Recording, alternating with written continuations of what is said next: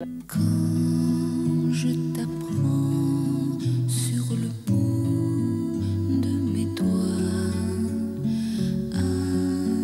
que ne suis-je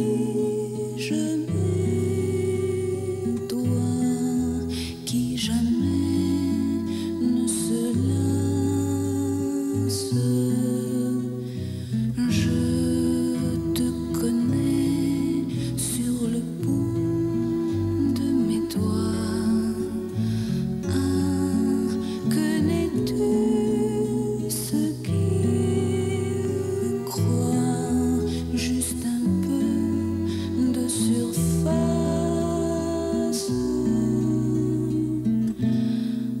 Il y a les perles et les intouchables. Il y a certaines chansons auxquelles on ne peut pas toucher. Par exemple, je ne pourrais pas reprendre la question dont il a été question. Ça ne serait pas possible que je la reprenne.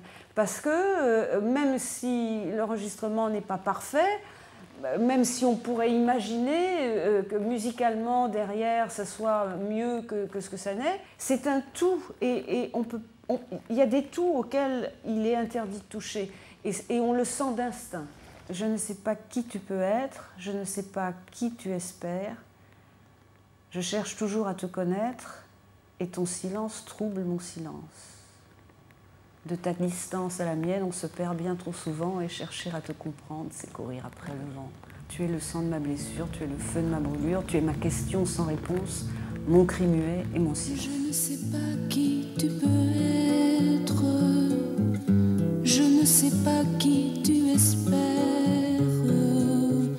Je cherche toujours à te connaître et ton silence trouble mon silence. Vous n'avez jamais la hantise de ne plus pouvoir faire de chansons? Si, mais c'est pas une vraie hantise, parce que si je peux plus faire de chansons, c'est pas très grave. C'est pas très grave, oui.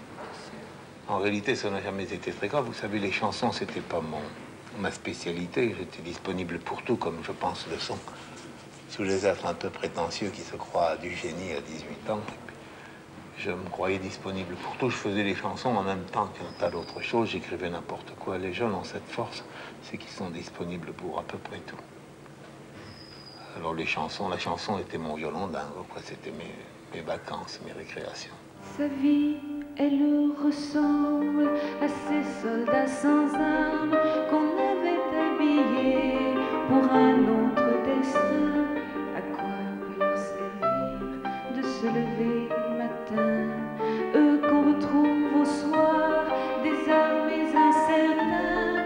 Dites ces mots, ma vie, et retenez vos larmes. Il n'y a pas d'amour heureux. Il n'y a pas d'amour heureux parce qu'il n'y a pas de vie heureuse, parce que tout ce qui a pour destinée de se terminer un jour, et tout ce qui est condamné à l'avance, est forcément malheureux. C'est la condition humaine, c'est pas tellement l'amour, c'est la vie, quoi. C'est la condition humaine qui veut ça. Même si on est très heureux avec quelqu'un, c'est impossible de l'être à 100%, parce qu'on sait que ça va s'arrêter. D'une manière ou d'une autre, on sait que ça va s'arrêter, le verre est dans le fruit. J'ai beaucoup vécu en fonction des sentiments. Et je crois que j'ai beaucoup appris sur ce plan-là, mais évidemment, le prix à payer pour apprendre sur ce plan-là, c'était d'en baver. Bien évidemment, c'est le fait d'avoir une affectivité difficile qui vous porte au-devant de frustration qui est une source d'inspiration majeure pour les chansons. Est-ce qu'il aurait mieux valu que je fasse tout à fait autre chose et que je sois plus épanouie? Je ne sais pas. Il y a d'autres personnes que j'aime, je sais pas qui. Ici, il y a Françoise, bien entendu. Vous savez, la petite grosse. Enfin, elle, je l'aime pour plusieurs raisons. D'ailleurs, c'est la première personne qui ait chanté mes chansons. Puis je l'ai trouvée toujours bien. Puis après, il y a quand même d'autres sentiments qui ont joué. Mais enfin, je la trouve toujours bien. J'ai couru par-ci, par-là. Non, arrête, ça va pas. Puisqu'elle joue bien, quand même. Elle le fait exprès. Quel talent, quand même. J'ai couru par-ci, par-là. Oui, moi aussi, j'étais là. Pourquoi toujours derrière moi? Parce que je pense toujours à toi. Trondi, Dutry, Ardon, Ardé. Ils se sont croisés, ils n'avaient pas 20 ans. Ils se sont aimés un peu plus tard. Cela fait plus de 40 ans que leur histoire dure en intermittence, en interdépendance. Hardy appellera toujours Dutronc mon futur veuf ou mon petit mari, quelles que soient les circonstances de leur vie. Couple indestructible et détruit, couple séparé mais inséparable. Étonnant couple qui a autant besoin de la présence de l'autre que de l'absence de l'autre. Jacques Dutronc a souvent été absent de la vie de Françoise Hardy, mais il a toujours eu de bonnes raisons.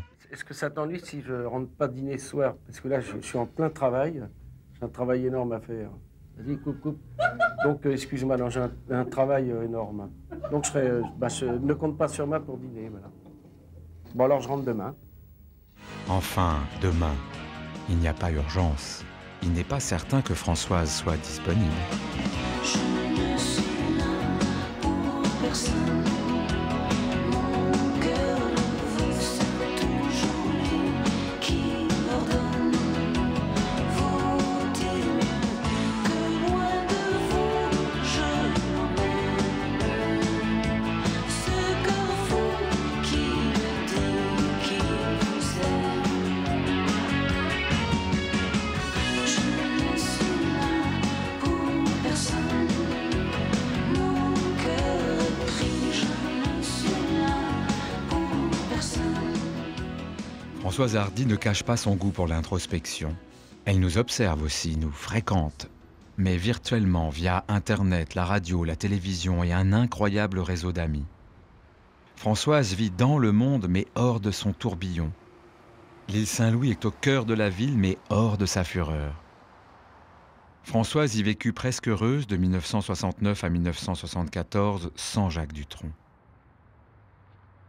L'île Saint-Louis est comme les chansons de Françoise, intemporelle, une boîte à souvenirs, une invitation à la nostalgie. Est-ce que je peux jeter un coup d'œil à la cour? Parce que c'est là que j'ai habité pendant 4 ans. Oh, vous êtes gentil, parce que ça n'a pas changé du tout, du tout. C'est mieux. C'est mieux, vous trouvez? Ah non, c'est pareil pour moi. Oh, c'est magnifique. Ah, moi, j'étais au dernier ou à l'avant-dernier, je ne me rappelle plus. Au dernier, je crois. Non, à l'avant-dernier. J'ai vécu 4 ans dans l'île Saint-Louis, au 10 de la rue. Et c'était la première fois que je vivais dans un endroit qui était entièrement à mon goût et où j'étais entourée vraiment de beauté. Hein. La beauté, elle est partout ici. Et puis c'est quand même pendant que j'habitais dans l'île Saint-Louis que mon fils est né. J'ai rêvé d'avoir un enfant pendant très longtemps. C'était quelque chose de très important pour moi. Je ne pouvais pas envisager ma vie sans avoir à un moment ou à un autre un enfant. C'est vrai que c'était pas facile d'amener Jacques à mes vues, si je puis dire. Et donc, quand j'ai su que j'étais enceinte, j'habitais en effet ici. Et ça a été vraiment une joie immense qui était juste un peu ternie par le fait que je ne pouvais pas la partager avec Jacques, comme nous ne vivions pas ensemble. Au bout d'un moment, malgré ma joie d'avoir enfin un petit enfant, un petit garçon, la solitude me pesait. Ça n'était pas une solitude choisie comme celle que je peux vivre aujourd'hui, c'était vraiment une solitude subie. C'est aussi au 10 de la rue Saint-Louis-en-l'Île que Michel Berger est venu me jouer au piano la mélodie de Messages personnels. Et j'ai tout de suite su, en l'entendant, qu'il y avait le petit plus qu'on espère toujours, enfin le petit plus magique, qui fait qu'on a vraiment des fortes raisons de penser que la chanson va trouver un public. Mais si tu crois un jour que tu m'aimes, ne crois pas que tes souvenirs me gênent. Et cours jusqu'à perdre haleine, viens me retrouver. Si tu crois un jour que tu m'aimes, et si ce jour-là tu as de la peine à trouver où tous ces chemins te mènent, viens me retrouver. Si le dégoût de la vie vient en toi, si la paresse de la vie s'installe en toi,